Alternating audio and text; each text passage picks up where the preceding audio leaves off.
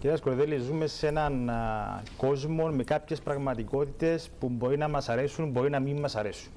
Η Τουρκία δεν μπορεί να συμμετάσχει χωρίς να ενταχθεί στην Ευρωπαϊκή Ένωση στις διαδικασίες που αφορούν αποφάσεις για την εξωτερική πολιτική. Δεν μπορεί η Τουρκία να επιβάλλει στην Κύπρο και δεν μπορώ να δεχθώ ότι εμείς θα καθορίζουμε την πολιτική μας με βάση το τι ενδεχομένως να συμφέρει στην Τουρκία.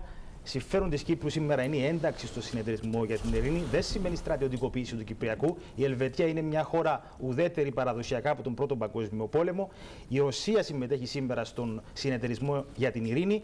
26 από τις 27 χώρες συμμετέχουν στο συνεταιρισμό για την ειρήνη. Μας καλούν οι Ευρωπαίοι εταίροι μας να υποβάλουμε αίτηση, γιατί αυτό θα λύσει και το πρόβλημα που υπάρχει σήμερα στην Ευρωπαϊκή Ένωση σε σχέση με τη συνεργασία που έχει με τον ΝΑΤΟ. Κλείνοντας, δεν θα σχολιώσω τα όσα ανέφερε προηγουμένως ο φίλος ο Καράμανος.